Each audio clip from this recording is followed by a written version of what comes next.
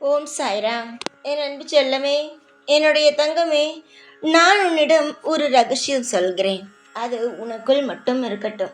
ஏனென்றால் நடப்பதற்கு முன்பு வெளியில் சொல்லிவிட்டால் அது நடக்காமல் போய்விடும். அதனால்தான் நான் உன்னிடம் மட்டும் சொல்கிறேன், யாரிடமும் சொல்லாதே என்று உனக்கு ஏற்கனவே சொல்லிவிட்டேன். நான் இந்த விஷயத்தை சொல்கிறேன், ரகசியமாக உனக்குள் வைத்துக்கொள், மற்ற யாருக்குமே சொல்ல வேண்டாம். சரியா? என்னுடைய தங்கமே, நான் ஒரு விஷயத்தை உனக்கு சொல்கிறேன். இல்லை என்றால் நீயாக ஒரு விஷயத்திற்கு முயற்சி செய்கிறாய், செய்வதற்கு முன்பே மற்றவரிடம் சொல்லவே சொல்லாதே.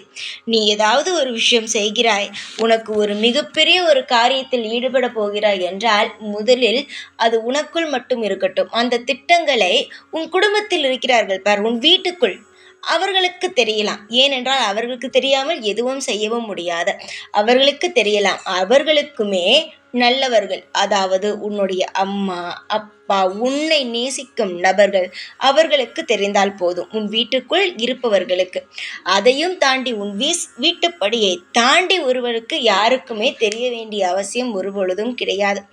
அப்படி தெரியும் பொழுது அந்த விஷயம் சில சமயம் நடக்காமல் போவதற்கு நிறைய வாய்ப்புகள் இருக்கிறது. இது உன்னுடைய வாழ்க்கையிலேயே நிறைய முறை பார்த்திருப்பாய். சில விஷயங்களை ஆவலோடு எதிர்பார்த்து கொண்டு இருப்பாய். ஆனால் அதை வேறு வேறு நபர்களிடம் சொல்லும் பொழுது அது நடக்காமலேயே போய் அந்த விஷயங்கள் ஏண்டா நம் மற்றவரிடம் சொன்னோம், அதனால்தான் நடக்காமல் போய்விட்டதோ என்று நீயே நினைக்கும் வகையில் கஷ்டத்தை ஏற்படுத்திவிடும். அதனால் தான் சொல்கிறேன், எதுவாக இருந்தாலும் மனசுக்குள் வைத்துக்கொள். அது செய்து முடித்து வெற்றி அடைந்த பிறகு வெளியில் காட்டிக்கொள்ளலாமே தவிர அது வரைக்கும் யாரிடமும் எதையும் வெளியில் காட்டிக்கொள்ளவே வேண்டாம். புரிகிறதா என்னுடைய தங்கமே? உன்னுடைய வாழ்க்கையில் நீ மிகப்பெரிய ஒரு விஷயத்தை செய்ய வேண்டும் என்ற மனதிற்குள் ஒரு ஆசை இருக்கிறது. இந்த ஒரு விஷயத்திற்கு மட்டும் நமக்கு உத்தரவு கிடைத்து விட்டது, நம்முடைய வாழ்க்கை எங்கேயோ போய்விடும். வாங்க வேண்டிய அனைத்து விஷயங்களும் வாங்கி விடுவோம், செய்ய வேண்டிய நல்ல காரியங்கள் அனைத்தையும் செய்து விடுவோம். வாழ்க்கையில் யாரெல்லாம் நம்மை தூற்றினார்களோ அவர்களுக்கு மத்தியில் நல்ல திமிராக நின்று நல்லபடியாக நானும் வாழ்ந்துவிட்டேன் என்று காட்டும் வகையில் மிக மிக உயரத்திற்கு போய்விடுவோமே என்ற ஒரு ஆசை இருக்கிறது. ஆனால் இதுவரைக்கும் முயற்சி செய்கிறாய், ஒவ்வொரு விஷயத்திற்கும் முயற்சி செய்கிறாயே தவிர வாழ்க்கையில் உன்னால் சாதிக்கவே முடியவில்லை. ஒரு காரியத்தில் எடுத்து வைக்கும் பொழுது ஏதோ ஒரு இழப்பு, இன்னொரு காரியம் சரி இதுதான் நமக்கு ஒத்து வரலையே என்று சொல்லிவிட்டு அடுத்த காரியத்தில் எடுத்து வைக்கும் பொழுது அது ஒரு இழப்பு. இப்படி ஒவ்வொரு இழப்பாக வந்து கொண்டே இருக்கிறது. இதெல்லாம் ஏன், எதனால் இது தடுக்கிறது? நம் வாழ்க்கையில் ஏதாவது தவறு செய்து விட்டோமா என்று யோசிக்கும் பொழுதே பாதி நாள் ஆனது உனக்கு ஓடிவிடுகிறது. இப்பொழுது நேரமானது குறைவாக இருக்கிறதோ, நமக்கு உடனடியாக செய்ய வேண்டுமோ என்றெல்லாம் நீ நினைக்கிறாய். வாழ்க்கையில் எப்பொழுது வேண்டுமானாலும் எந்த ஒரு நல்ல காரியத்தை வேண்டுமானாலும் நீ துவங்கலாம். நீ துவங்குவதற்கு முன்பு சில சமயங்கள் ஏதாவது ஒரு விஷயத்தை நீ யோசித்து கொண்டு இருக்கும் பொழுது உனக்கு அசரீரியான வாக்குகள் வந்து காதில் விடும். ஏதோ ஒரு நபர் ஏதோ ஒரு இடத்தில் பேசிக்கொண்டு இருப்பார்.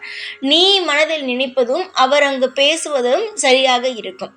அதே போலதான் நீ சாமியிடம், என்னிடம், நீ எப்பொழுதும் உன்னுடைய பூஜை அறையில் நிற்கும் பொழுதும் சரிதான், உன்னுடைய கோவிலுக்கு நீ போகும் பொழுதும் சரிதான், மனதார கையெழுத்து தெய்வத்தை வேண்டிக் கொண்டு இருக்கும் பொழுது நீ என்னை கண்ணுக்கு கண்ணாக நேராக பார்த்து கண்ணீரோடு பேசிக்கொண்டு இருக்கும் பொழுதும் சரிதான், கெவிலி சத்தம் கேட்கும், பள்ளியின் ஓசை. அது மட்டுமல்லாமல் வீட்டில் இருந்தால் திடீரென்று சாம்பிராணியோடைய வாசமும், அங்கு சாம்பிராணி ஏற்றியே இருக்க மாட்டாய், ஆனால் அதோடைய வாசமும் நல்ல நல்ல வாசங்கள் உனக்கு உன்னுடைய எல்லா விஷயமும் உனக்கு அசிரரியாக சொல்ல ஆரம்பிக்கும். என்னுடைய தங்கமே, சில சமயம் அப்படி உன் வாழ்க்கையில் நிறைய முறை நான் ஏற்படுத்த இருக்கிறேன்.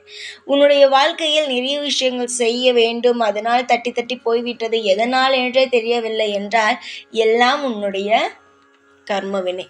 நீங்கள் அனைவரும் கர்மவினை என்ற உடனே என்ன நினைக்கிறீர்கள்? இந்த ஜென்மத்தில் நாம் எதுவுமே செய்யவில்லையே, நினைவு தெரிந்ததிலிருந்து எதுவுமே செய்யவில்லையே, எப்படி நம் வாழ்க்கையில் எவ்வளவு பிரச்சனை வரும்? நம் சிறு வயதிலிருந்து யாருக்கும் எந்த தொந்தரவும் செய்யவில்லை, எந்த ஒரு கஷ்டத்தையும் நாம் யாருக்கும் கொடுக்கவில்லை, எல்லோரையும் அன்பாகத்தான் பார்த்து கொள்கிறோம். ஒரு வார்த்தை பேசுவதற்கு முன்பு பலமுறை யோசித்து பேசுகிறோம். ஆனால் எப்படி நமக்கு இவ்வளவு பெரிய வலிகளும் காயங்களையும் தெய்வம் தருகிறது? எப்படி மனசு வருகிறது என்று நீ கேட்டால், போன ஜென்மத்தில் நீ செய்த சில கர்ம வினைகள் உன்னை இப்பொழுது பாதிக்கிறது. இப்பொழுது செய்வது அடுத்த ஜென்மத்திற்கு வரும். அதுபோலதான் போன ஜென்மத்தில் நீ செய்த சில சில சின்ன சின்ன விஷயங்கள் உனக்கு இப்பொழுது பாதிக்கிறது. அந்த பாதிப்பு எல்லாமே இன்னும் சில நாட்களுக்குள் முடிந்துவிடும். அதாவது ஆண்டுகள் கிடையாது, மாதங்கள் கிடையாது, நாட்கள். இன்னும் ஓரிரு நாட்களில் உன்னுடைய வாழ்க்கையில் இருக்கும் அனைத்து பிரச்சனைகளும் முடிவுக்கு வந்து புதிய சந்தோஷமானது உன் வாழ்க்கைக்குள் வந்துவிடும். சந்தோஷம் என்றால் நீ நினைக்காத அளவுக்கான இன்பங்கள். நீ நினைத்தே இருக்க மாட்டாய். புரிகிறது? அந்த அளவுக்கு உன்னுடைய வாழ்க்கையில் இன்பங்களை நீ பெறப்போகிறாய். எந்த காரியம் செய்ய வேண்டும் என்றாலும் நீ செய்ய ஆரம்பித்தால் அதில் நீ நினைக்காத அளவுக்கு சொல்வார்கள் அல்லவா, நீயே காதில் கூட கேட்டிருப்பாய், கல்லை போட்டால் கூட பொன்னாக மாறும் என்பதெல்லாம் சில பேர் உனக்கு அதுக்கு நேராகவே சொல்வார்கள் அல்லவா. அதே போல நீ சாதாரணமாக ஒரு விஷயத்தை செய்ய இறங்குவாய். ஆனால் அது மூலமாக நீ பெரிய வசதியாக பணத்தில் மிக மிக அதிகமான உயரத்திற்கு செல்வாய். திடீர் யோகம் உன் வாழ்க்கையில் வர ஆரம்பித்துவிடும். இது எல்லாமே நான் இப்பொழுது நடக்கப் போகும் உண்மைகளை தான் சொல்கிறேன். உன்னுடைய ஆசைகள் என்னவோ அதிகம்தான். அது இல்லை, நீ குறைவாகத்தான் யோசிக்கிறாய் என்பது கிடையாது. ஆனால் எல்லா ஆசைகளையும் உன்னால் செய்ய முடியாது. எல்லா விஷயங்களையும் உன்னால் அடைய முடியாது. உனக்கு எது தேவை என்பதை முதலில் யோசி. உனக்கு ஒரு 10 ஆசைகள் இருக்கிறது என்றால் அதில் முதலாக உனக்கு என்ன ஒரு ஆசை தேவை என்பதை முதலில் ஒரு ஆசையை மட்டும் எடுத்துக்கொள். அந்த ஆசைகளை நன்றாக யோசித்துப்பார். அந்த ஆசை உனக்கு இப்பொழுது செய்தால் உன் வாழ்க்கை முழுவதும் திருப்திகரமாக இருக்குமா என்பதை யோசி. அந்த ஆசையை எடுத்துக்கொள். அந்த ஆசையை முதலில் செய்து வா. நிச்சயமாக அந்த ஆசையை நீ செய்ய ஆரம்பித்தாலே அடுத்தடுத்து உன்னுடைய அனைத்து ஆசைகளும் நிறைவேறிவிடும். அந்த அளவுக்கு நீ முயற்சிகளை போட்டால் அந்த அளவுக்கு உன்னால் எல்லா ஆசைகளையுமே அடைய முடியும். முதலில் தெரிந்து கொள்ளுங்கள். எல்லா ஆசையும் எனக்கு வேண்டும் என்பதற்காக ஒரே நேரத்தில் ஒரு 2 ஆசையை இறக்கி அதை செய்ய ஆரம்பித்தாயானால் எதிலும் உன்னால் கவனத்தை செலுத்த முடியாது. உனக்கு 10 ஆசைகள் இருக்கிறது, 10 வேண்டுதல் இருக்கிறது என்றால் ஒரே ஒரு வேண்டுதலை என்னிடம் வைத்து முதலில் அதை நீ என்னிடமிருந்து பெற்றுக்கொள். அது மூலமாக அடுத்த ஆசைகளும் அடுத்தடுத்த வேண்டுதல்களும் உனக்கு நடக்க ஆரம்பித்துவிடும். இதுதான் சூட்சுமமான வழி. நிறைய சமயத்தில் நீ நிறைய வேலைகளை செய்து இங்கும் கால வைத்து அங்கும் கால வைத்து எதுக்குள் இறங்குவதே என்று உனக்கு தெரியாமல் போய்விடும். முதலில் ஒன்று செய்தீர்கள், ஆனால் அந்த விஷயமே உங்களை அடுத்தடுத்த கட்டத்திற்கு கொண்டு வந்து உங்களை வாழ்க்கையில் மிகப்பெரிய ஒரு ஆளாக மாற்றிவிடும். கவலைகளை மட்டும் எப்பொழுதும் மனதுக்குள் வைத்திருக்காதீர்கள். யோசியுங்கள். அடுத்தடுத்து என்ன செய்யலாம் என்பதை யோசியுங்கள். உன் வாழ்க்கையில் என்ன நடக்கப் போகிறது என்பதை சொல்லிவிட்டேன். இப்பொழுதுதான் நீ சுதாரிப்பாக இருக்க வேண்டும். ஏதாவது ஒரு கெட்ட விஷயம் நடக்கும் பொழுது என்ன செய்ய வேண்டும்? எந்த ஒரு காரியத்திலும் இறங்கவே கூடாது.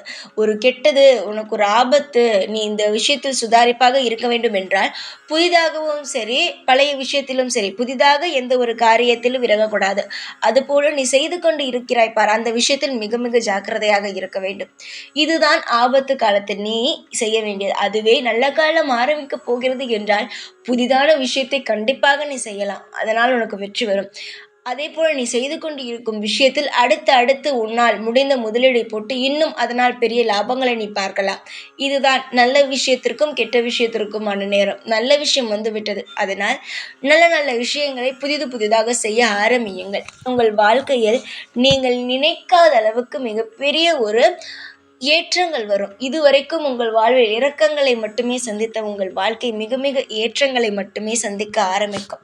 காலம் முழுவதும் இந்த சாயாகிய நான் உங்களுக்கு நல்ல வழிகாட்டியாக இருந்து எல்லா பிடியிலும் இருந்து உங்களை கெட்ட பிடிகளிலிருந்து உங்களை காப்பாற்றி நல்லதொரு வாழ்க்கையை நானே தருவேன். தைரியமாக இருங்கள். எப்பொழுதும் உன் கூடவே இருப்பேன். இந்த சாய்நான். ஓம் சாய்ராம்.